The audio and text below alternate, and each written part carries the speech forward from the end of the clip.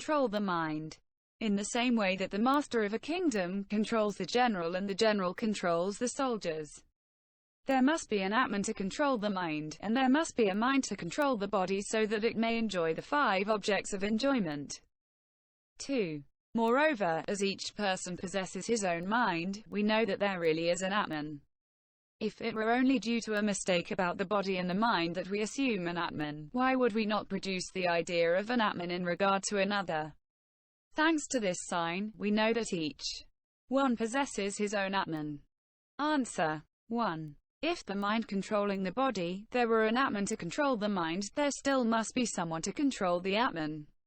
If there was still someone to control the atman, there would be an infinite regress, as there would be still someone to control the atman, there would be 2 atmans. If there is no atman to control the mind, there can only be the mind to control the body. You consider the mind to be dependent on a soul, but in the absence of the mind, the soul has no objective consciousness, and, having no objective consciousness, how would it control the mind? If the soul had the characteristics of a knowledge, why resort again to the mind? This is why we know that only the mind presents the characteristics of a consciousness. Therefore it is able to control the body and does not depend on a soul. It is like fire which, by its nature, burns things without the intervention of a person. Objection. Although fire has the power to burn, it is not useful without a person. Although the mind has the characteristic of a consciousness, it is not controlled without the soul. Answer. Dharmas exist insofar as they have their own characteristics. Not having any characteristics, the soul does not exist. You consider the in-breath and the out-breath, suffering and happiness, etc.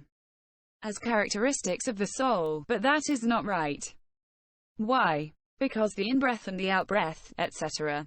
are characteristics of the body, and the fact of feeling suffering, happiness, etc. is characteristic of the mind. Why make the body and the mind into characteristics of the soul? Moreover, fire burns things by itself without depending on a person. We say that a man burns something only metaphorically. You have fallen into an untenable position. Why? Because the soul is the person and you cannot compare the person with the person. 2. Moreover, you said, each one possessing his own mind, we know that there really is an atman. If it were only due to a mistake about the body and the mind that an atman is assumed, why not produce the idea of an atman in regard to another?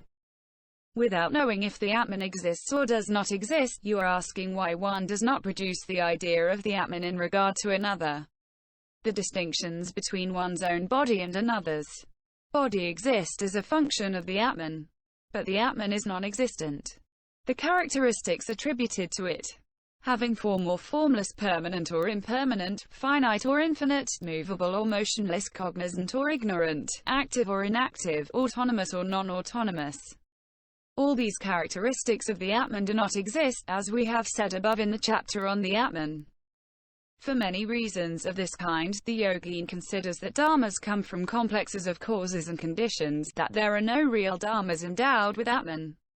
That is what is called mindfulness of dharmas. F. Mindfulness itself by connection with or as object. The 4 foundations of mindfulness are of 3 kinds. I. Mindfulness in itself. E. Mindfulness by connection. E. Mindfulness as object. I. What is mindfulness in itself? The wisdom that considers the body is mindfulness of the body. The wisdom that considers the feelings is mindfulness of feelings. The wisdom that considers the mind is mindfulness of mind. The wisdom that considers dharmas is mindfulness of dharmas. This is mindfulness in itself. E. What is mindfulness by connection? When they consider the body at the head of the list, the dharmas of the path other than prajna, coming from causes and conditions, impure or pure, are mindfulness of the body. When they consider feelings, the mind or dharmas as head of the list, the dharmas of the path other than prajna, coming from causes and conditions, impure or pure, are mindfulness of feelings, mind or dharmas respectively.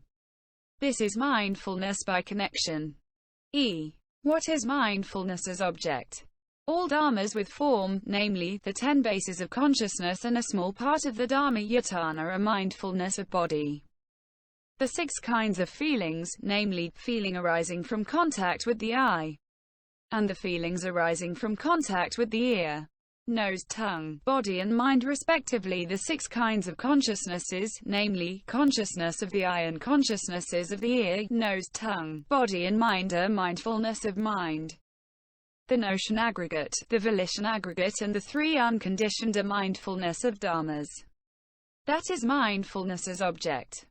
Mindfulness in itself, having wisdom as nature, is formless, invisible, non-resistant, sometimes impure and sometimes pure. These things are fully explained in the Cian Nan, the 1000 Aparias. Single quote. G. Inner, outer and mixed mindfulness. In regard to Kaya Smrtyupastana, what is the inner body? What is the outer body? And since everything is already included in the inner and outer body, why does the sutra speak again about the consideration of both the inner and outer body? Question mark. Answer. One's own body is inner, another's body is outer. One's own body is of 2 kinds. I. The impurities inside the body, e. The skin, the hairs, the nails, the hairs of the head, etc. Outside. Furthermore, when the yogin considers a corpse bloated and rotting, he grasps the characteristics and examines his own body, saying, "This body, too, is of the same nature, the same constitution and has not gone beyond this state of affairs." Then, the corpse is the outer body, whereas the yogin's body is the inner body. If the yogin, possibly seeing a beautiful woman, becomes attached to her in his mind and then considers the impurities of this female body, it is a matter of an outer body. But if the yogin recognizes that his own body is exactly like it, it is a question of an inner body.